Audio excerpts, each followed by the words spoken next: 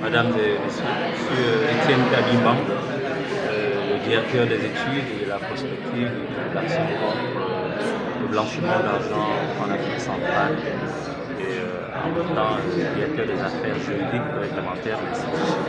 Quel est le but de ces assises, cette 20e commission? Alors le but de ces assises, c'est la mise en œuvre des activités liées à la 20e commission technique du groupe d'action contre le blanchiment d'argent en Afrique centrale. C'est une activité qui permet à l'institution et avec l'aide des États membres de notre juridiction de mettre en œuvre ce que je pourrais appeler comme les activités pour le suivi de la politique de lutte contre le blanchiment d'argent et le financement du terrorisme et de la prolifération dans notre sous-région.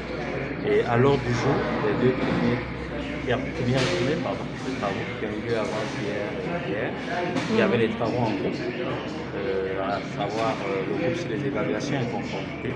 Ce groupe a passé en revue les plans d'action post-évaluation de certains pays, tels que le Cameroun, la République démocratique. Et le pays a aussi examiné les plans d'action, n'est-ce pas, les rapports de suivi du Tchad et de la République gabonaise. Alors, dans le cadre de cette activité, il s'agissait pour les experts, avec l'appui des partenaires internationaux, de voir dans quelle mesure les États ont bel et bien mis en œuvre un certain nombre d'actions opérationnelles et réglementaires pour atténuer le risque de blanchiment d'argent auquel ils sont exposés. Et le deuxième groupe de travail, que nous appelons dans notre terminologie le groupe de travail risque, tendance et méthode, a eu à passer en revue certaines actions qui ont été menées dans le cadre d'une étude menée par notre institution sur les risques de blanchiment d'argent dans le secteur de l'immobilier. Vous savez que l'immobilier dans tous les pays de notre sous-région sert de niche de captation de certains flux financiers, souvent légaux, quelquefois illicites et criminels. Et le but de cet exercice, c'est de voir dans quelle mesure les recommandations de cette étude sont bel et bien suivies de réactions positives par les États. Dans la même veine, ce groupe de travail a eu n'est-ce pas, à passer en revue quelques actions que nous sommes en train de mener dans le cadre d'une étude de typologie qui est liée à la corruption en Afrique centrale.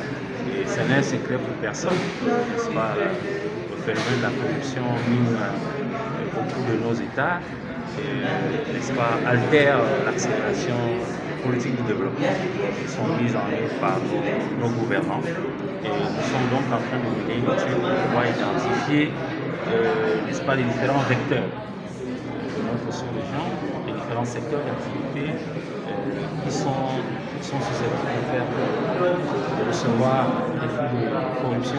Nous essayons aussi d'identifier les risques nationaux, sectoriels liés à la corruption et pour pouvoir proposer aux États des mesures d'atténuation de ces risques, des mesures qui peuvent être réglementaires par l'élaboration de textes des mesures qui peuvent aussi être opérationnelles en ce qui concerne certaines administrations qui sont sur le terrain, comme les douanes, les impôts, les mines, l'habitat, le foncier, etc. Autant de secteurs, n'est-ce pas, qui permettent de captation des activités illicites ou criminelles dans le domaine. Mais quel est le... Dans la même veine, et je vais terminer par là, nous sommes en train de mettre en place certains dispositifs réglementaires au niveau du Gabon. Il y a des nouveaux textes qui sont en gestation, notamment nous voulons revoir le règlement CEMAC de lutte contre le blanchiment d'argent central pour pouvoir l'harmoniser avec les derniers développements qui ont été obtenus en ce qui concerne les standards universels. Et nous sommes aussi en cours, afin de terminer par là, de finaliser un projet de texte sur la mise en place par nos États de mécanismes sur certaines dispositions onusiennes, à savoir les sanctions financières. Voilà un peu ce que nous avons fait pendant les 2 premières commissions techniques. Et ce matin, nous étions présents. Nous j'avais assisté à la cérémonie d'ouverture de la réunion plénière qui était présidée par M. le vice-premier ministre en charge du plan, qui remplaçait M. le ministre de l'économie, le Gabon président du Gabon en mission. Donc lors de cette plénière qui commence aujourd'hui, nous allons connaître certains travaux thématiques avec l'appui des partenaires, mais nous allons aussi passer en vue les recommandations sur les deux réunions de groupe technique pour pouvoir les valider et les mettre en œuvre. Voilà un peu, Madame et Messieurs, n'est-ce pas, une petite synthèse des travaux de cette 20e plénière du Gabon, dont les plénières assises ont commencé le lundi. Monsieur, quel est le secteur d'activité le plus fréquent où on retrouve des cas de blanchiment d'argent? Alors c'est une bonne question. Ouais. Vous me demandez quel est le secteur le plus exposé au blanchiment d'argent. Comme vous le dites, la criminalité est globale. Et par rapport, n'est-ce pas, à l'environnement de notre société centrale, on peut dire que presque tous les secteurs de l'activité sociale, économique et financière sont touchés par les activités de blanchiment d'argent. Blanchiment d'argent, qu'est-ce que c'est? Il faut déjà définir le concept. Le blanchiment d'argent, de manière synthétique, on pourrait dire que c'est des pratiques qui permettent d'intégrer dans le circuit formel et licite des flux financiers originaires du secteur, des flux financiers illicites originaires de tous les secteurs.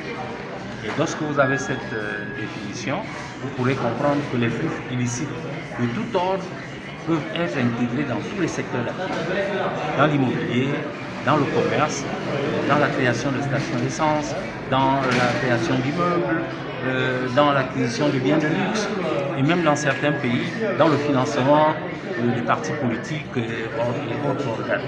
Donc tous les secteurs d'activité sont susceptibles à priori, n'est-ce pas, de recevoir des fonds illicites.